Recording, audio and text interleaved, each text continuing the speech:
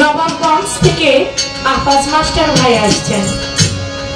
আমার মুখে একটা ঘটনা তিনি অনেক জায়গায় শুনতে চায়। নবাবগঞ্জ পাতিলঝাপ 8 বছর ধরে গান করি মুন্না চাঁদের দরবারে পাতিলঝাপ।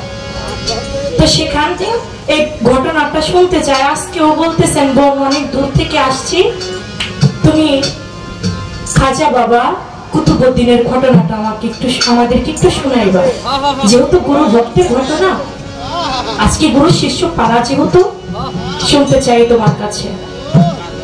তো সেদিক থেকে লক্ষ্য করে বাবা, ভক্ত তো তারাই হয় গুরু যাদেরকে ভক্ত করে নেয়। কুতুবউদ্দিন খাজা বাবা চিস্তিয়া তরিকার মুরিদ যারা, তারা অনেকেই এই ঘটনাটা জানে। খাজা বাবা একদিন ডাক দিল কুতুবউদ্দিন বখতিয়ার কাকিকে, কুতুবউদ্দিন আমি কত দেশে দেশে ইসলাম প্রচার করলাম, মানুষকে বায়াত করাইলাম, মুরিদ করাইলাম। কুতুবউদ্দিন তুমি দিল্লি শহরে যাও, মানুষকে বায়াত করাও, মুরিদ করাও। কুতুবউদ্দিন বলে দয়াল, দিল্লি শহর কত বড় শহর, যদি কোনো বিপদে পড়ে যায়, বলে তুমি বিপদে পড়ে গেলে আমাকে তুমি স্মরণ করো, তাহলে তোমার কোনো বিপদ থাকবে না। গুরুচরণে একটা ভক্তি দিয়ে কুতুবউদ্দিন চলে গেল দিল্লি শহরে। এত বড় শহর কোথায় গিয়ে উঠবে? দিল্লি শহরের যিনি বাদশাহ ছিলেন, বাদশাহ শামসুদ্দিন আলতামাজ, তার দরবারে গিয়ে উঠলেন। উঠা মাত্র 1 মাস হয়ে গেছে, খাজা বাবার নামের উপরে হাজার হাজার মুরিদ হয়ে গেছে কুতুবউদ্দিনের হাতে। কিছু সংখ্যক লোক ছিল যারা খাজা বাবাকে বিশ্বাস করত না, যারা কুতুবউদ্দিনকে বিশ্বাস করত না, তারা 7 থেকে 8 জন বড় বড় নেতারা এক জায়গার মধ্যে বসে তারা বলতেছে যেমন করেই হোক খাজা বাবার ভক্ত কুতুবউদ্দিনকে আলতামাজের দরবার হতে তাড়াইতে হবে। বলে কেন তাড়াবো? বলে যেমনি ভাবে ইসলাম প্রচার করতেছে, মানুষকে বায়াত করাইতেছে, মুরিদ করাইতেছে, এমনি ভাবে যদি আর কিছুদিন চলে, আমাদের যে বাপ দাদার ধর্ম আছে তা নষ্ট হয়ে যাবে, তা আর থাকবে না। যেমনি হোক কুতুবউদ্দিনকে তাড়াইতেই হবে। 6 থেকে 7 জনের মধ্যে একজন লোক বলে আমি জানি কেমন করে তাড়াতে হয়। বলে কেমন করে? বলে অমুক একটা পতিতালয় আছে, আর পতিতালয়ে সুন্দরী একটা নারী আছে, ওই নারীটাকে দিয়ে যদি কোনো মিথ্যা প্রবঞ্চনা করানো যায়, তাহলে কুতুবউদ্দিনকে তাড়ানো অনেক সহজ হয়ে যাবে। চলে গেল পতিতালয়ে। পতিতালয়ে গিয়ে দেখে সুন্দরী একটা নারী, কিন্তু তিনি 5 মাসের অন্তঃসত্ত্বা। যায় বলে হে সুন্দরী নারী, তোমাকে একটা কাজ করে দিতে হবে। বলে ভাই রে, আমি কি কাজ করব? আমি 5 মাসের অন্তঃসত্ত্বা। বলে তুমি 5 মাসের অন্তঃসত্ত্বা, এই জন্যই তোমাকে আমাদের দরকার। বলে কি দরকার? বলে তুমি একটা ব্যক্তির নামে একটা মিথ্যা কথা বলবা। বলে কার নামে? বলে খাজা বাবার একজন ভক্ত কুতুবউদ্দিন বখতিয়ার কাকি, তার নামে। বলে কি মিথ্যা কথা বলবো?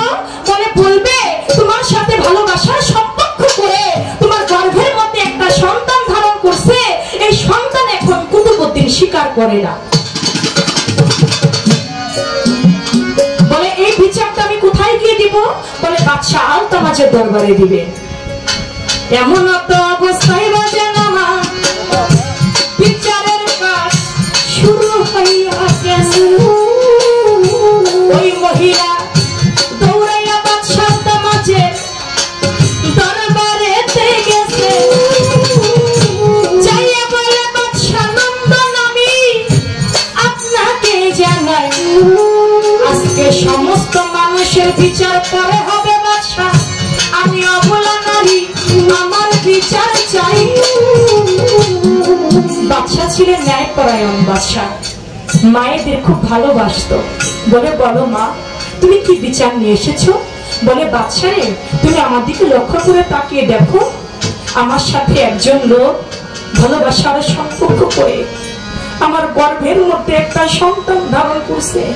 এই সন্তানটা এখন সে স্বীকার করে না বাদশাহ। আমি এই বিচারটা আপনার দরবারে দিলাম। বলে সেই লোকটা কি আমার এই দরবারে আছে? বাদশাহ আছে। বলে সেই লোক যদি আমার দরবারে থাকে, আমি তো দিল্লির বাদশাহ, আমি দাঁড়িয়ে কথা দিলাম, তার উপযুক্ত সাজা না দিয়ে আমি আমার এই চেয়ারে বসবো না। বলো মা। তোমার এত বড় সর্বনাশ করছে? বলে আর কেউ না বাদশা, তুমি যাকে গুরু রূপে তোমার হৃদয়ের আসনে বসিয়েছ, তুমি যাকে ডান পাশে চেয়ারে বসিয়েছ, সে আর কেউ নয় তোমার মুর্শিদ কুতুবউদ্দিন বখতিয়ার কাকি। কয় আমার দয়ের এত বড় পাপ কাজ করছে? কয় হক করছে। কয় মহিলা সাবধানে কথা বলো, তোমার কোনো সাক্ষী আছে? ওই 7 জন লোক দাঁড়িয়েছে, আমরা এর সাক্ষী। বলে কি দেখেছো? বলে প্রতিদিন রাত্রিবেলা দেখেছি আপনার দয়াল কুতুবউদ্দিন ওই মহিলার বাড়িতে যাওয়া আসা করতো। কি হয়েছে না হয়েছে ভরা সবাই এত কিছু বলা যাবে না, সাক্ষী পেয়ে গেছে, বাদশাহ তো বিচার করতে হবে। বাদশাহ গুরুকে বলে কুতুবউদ্দিন, আমি খাজা বাবাকে বিশ্বাস করে তোমার হাতে হাত রেখে আমি বায়াত গ্রহণ করেছিলাম, আমার মনে হয় তুমি গুরু আমার সঠিক গুরু না। তুমি আমার দরবার হইতে এই মুহূর্তে চলে যাবে, আর কোনোদিন আসবা না, তোমার মুখ আমি দেখতে চাই না, এটাই তোমার জন্য বড় সাজা। তুমি আমার দরবার থেকে এই মুহূর্তে চলে যাও। ভক্ত তারাই দেয় আমার না করেছেন, ভক্ত তারাই দেয় আমার জব্বার চান্দে, ভক্ত তারাই দেয় আমার সচিব চান্দে। দয়াল কুতুবউদ্দিন সহ্য করতে পারে না, চেয়ার থেকে উঠে দাঁড়াইলো।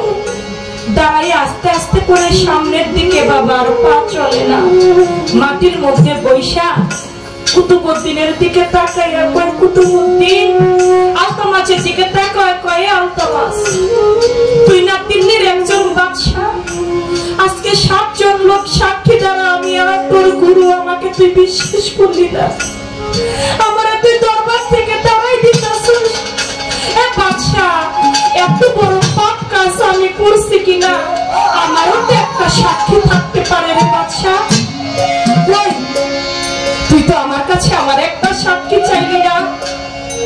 বাদশা রে, তুই কি আমার একটু সময় দিবি? আমি আমার বাদশা, আমি আমার সাক্ষীকে হাজির করলাম।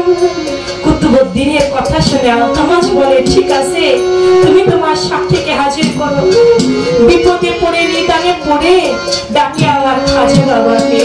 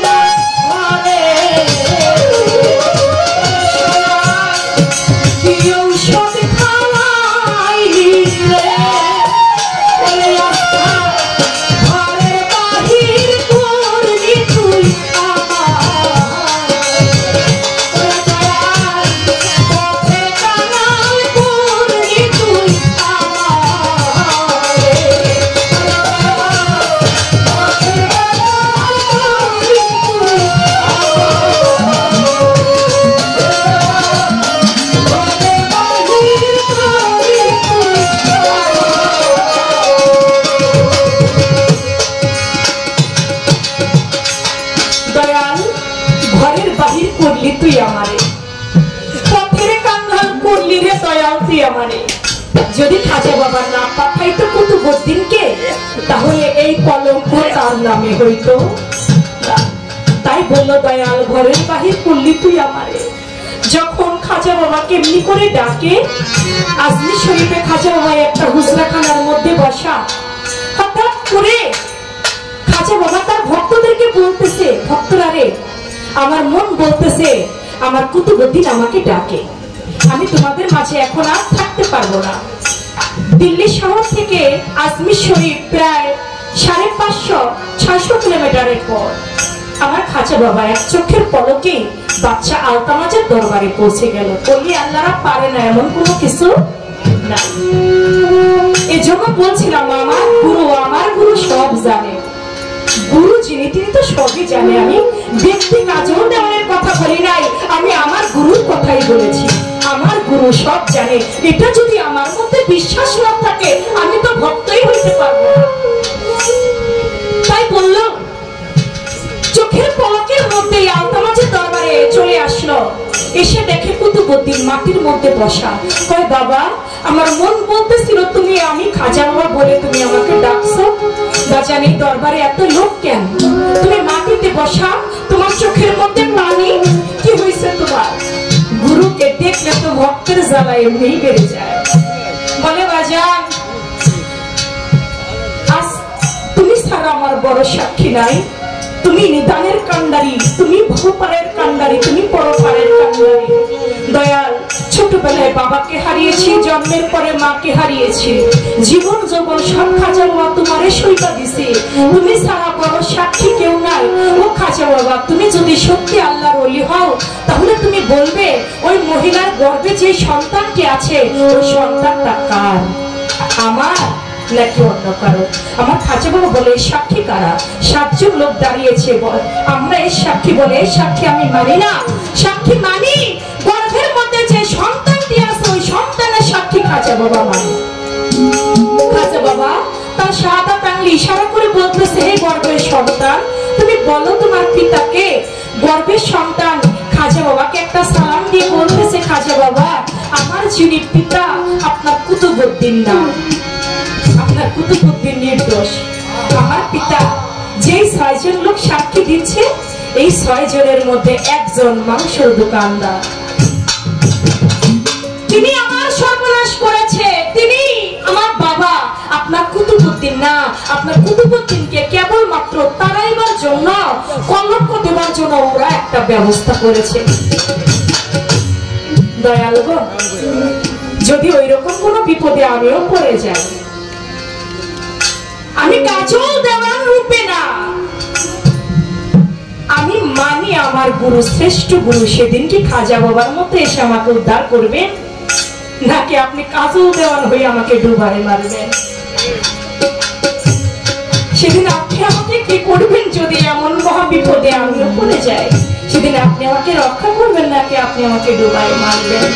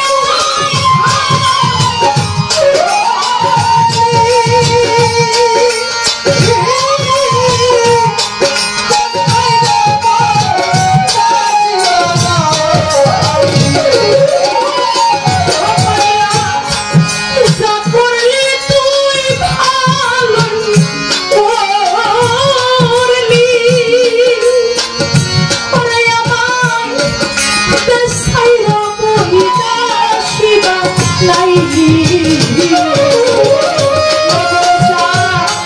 এই ছিল তোর মনে পথের কানাল করলি তুই আমার ঘরের বাহির করলি তুই